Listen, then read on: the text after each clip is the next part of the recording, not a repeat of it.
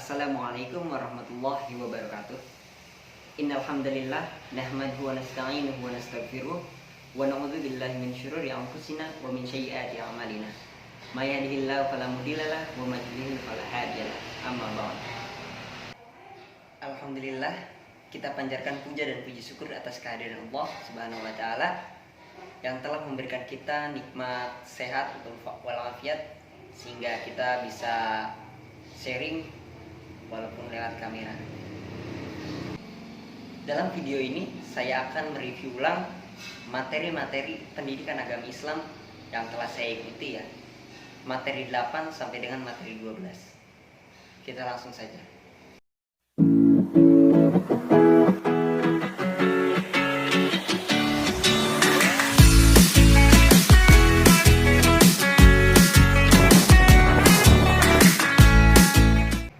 Pembahasan yang pertama yakni materi 8 tentang pesan-pesan Madinah. Bicara tentang Madinah, Madinah adalah kota besar yang ada di Saudi Arabia. Selain kota besar, Madinah adalah kota suci kedua umat Islam setelah Mekah. Pesan-pesan yang terkandung dalam kota Madinah, yakni yang pertama dijelaskan dalam surat Al-Syamsiyah, kajian surat Ad-Duha, kajian surat Al-Insyirah, kajian surat An-Naba, serta kajian surat Al-Mudaththir. Pesan Madinah yakni membangun spirit bangsa. Itu adalah contoh untuk negara-negara lainnya, khususnya dalam negara Islam. Materi yang ke-9 yakni membahas tentang kepemimpinan. Pemimpin menurut saya adalah seseorang yang mampu menuntun atau mengajak seseorang untuk bekerja sama dalam mencapai suatu tujuan yang sama. Pemimpin adalah sosok yang dihormati, disegani oleh orang-orang yang dipimpin. Umat Islam memiliki pemimpin dari segala pemimpin dari setiap pemimpin dikenal dengan akhlaknya yang karimah, sikapnya yang baik hati, yakni Rasulullah SAW. Beliau adalah pemimpin panutan bagi setiap orang, panutan akhlaknya yang wajib ditiru. Rasulullah SAW adalah sosok pemimpin yang wajib diteladani akhlaknya serta digugu dan ditiru sikapnya. Beliau walaupun memang sudah tidak ada di dunia, tapi nama beliau masih tetap berkobar, masih tetap terkobar di penjuru-penjuru dunia. Nama kanjeng Nabi Muhammad terus berkobar-kobar di pelosok-pelosok dunia. Layaknya nasionalismenya tetap membara. Lalu beranjak ke materi yang ke-10, yakni protect leadership atau kepemimpinan Rasulullah SAW pada saat kenabiannya. Subpoko dari pembahasan ini ialah yang pertama power of hajj, yang kedua unsur kekuatan dari suatu negara, yang ketiga hikmah ajaran sebagai sumber energi kepemimpinan, yaitu keempat metode interaksi tauhid, yang kelima implementasi tauhid dalam Pancasila. Rasulullah SAW adalah contoh pemimpin yang sangat baik. Rasulullah adalah sosok pemimpin yang patut dicontoh.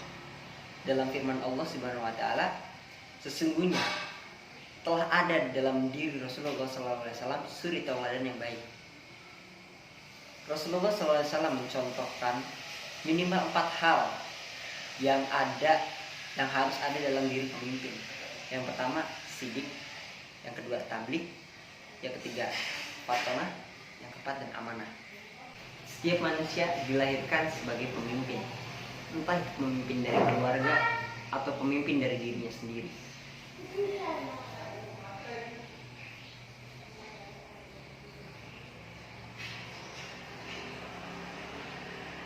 Jadi kita sebagai umat Islam harus atau wajib mengikuti setiap ajaran-ajaran yang Rasulullah SAW ajarkan. Karena beliau adalah salah satu suri tauladan yang baik yang wajib kita contoh. Untuk meneruskan atau menjalani hidup-hidup di dunia ini. Yang kedua, yakni unsur-unsur kekuatan dalam suatu negara. Di dalam suatu negara ada beberapa unsur-unsur yang membuat negara itu kuat. Yang pertama itu ilmunya alim ulama. Yang kedua itu adilnya pemimpin. Yang ketiga dermawannya orang-orang kaya. Yang keempat doanya orang-orang miskin, kaum duafa. Inti dari setiap pembahasan tadi, sebenarnya Indonesia itu sudah menjadi negara yang kuat ya. Karena dalamnya setiap kali bulan haji, kloter di Indonesia itu paling banyak ya. Entah dari seluruh Indonesia itu paling banyak kloter yang masuk untuk menunaikan ibadah haji. Menjalankan ibadah haji selain menunaikan rukun Islam, yakni untuk melatih diri kita, melatih jiwa kita agar sabar. Itu adalah salah satu pelatihan untuk seorang pemimpin. Bukan hanya menjalankan ibadah haji, di Indonesia juga ada struktur dan kenegaraan yang bernama Pancasila. Di dalam Pancasila itu mengandung unsur-unsur kepemimpinan ya, mengandung unsur-unsur yang sangat dilatih untuk kepemimpinan. Beralih ke materi yang selanjutnya, materi yang ke-11 tentang penghambat dan penghancurnya suatu pembaruan. Dan surat Al-A'raf ya. Melalui surat ini, Allah Subhanahu wa taala mengajarkan kepada Bani Adam tentang kemuliaan bapa mereka. Dan Allah menjelaskan tentang musuh sebenarnya kita sebagai manusia, sebagai anak cucu Adam, yaitu jin, syaitan atau iblis. Dan kedengkian yang ada dalam diri iblis terhadap anak cucu Adam. Lalu mengidentifikasi diri. Bagaimana cara kita mengidentifikasi diri? Di dalam diri kita terdapat 3 sifat. Yang pertama sifat syaitan, yang kedua sifat malaikat, dan yang ketiga sifat binatang. Kita harus bercermin mana sifat yang wajib kita ada dalam diri kita, mana sifat yang wajib kita buang. Lalu kita beranjak ke materi yang terakhir.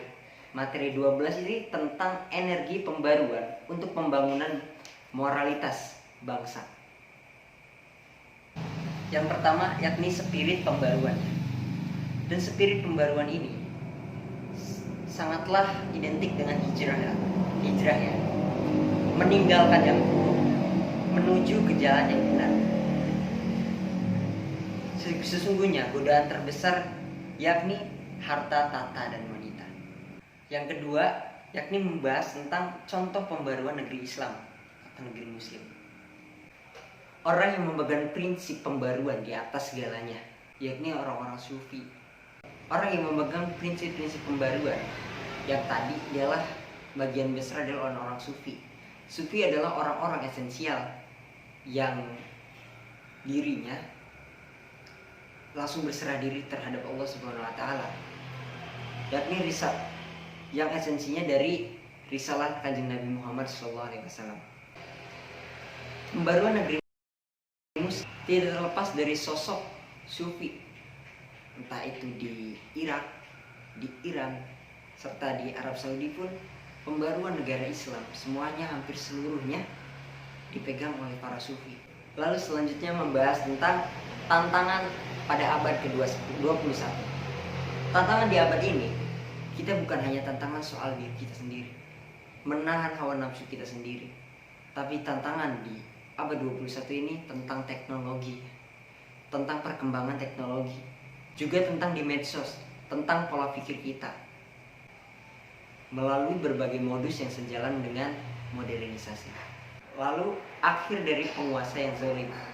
Jika seluruh rakyat sudah mengungkapkan segala keluh kesahnya kepada seorang pemimpin dan tidak didengar, maka lihat saja nanti ketika di akhirat seorang pemimpin akan diminta pertanggungjawabannya. Setiap yang dia pimpin akan diminta setiap pertanggungjawabannya. Alhamdulillahirrabbilalamin, telah sampai ke penghujung video. Terima kasih atas partisipasinya. Jangan lupa like dan komen ya. bantu-bantu nilai gitu. Ini adalah saya masih belajar ya. Kurang lebihnya mohon maaf. Syukron, wassalamualaikum warahmatullahi wabarakatuh.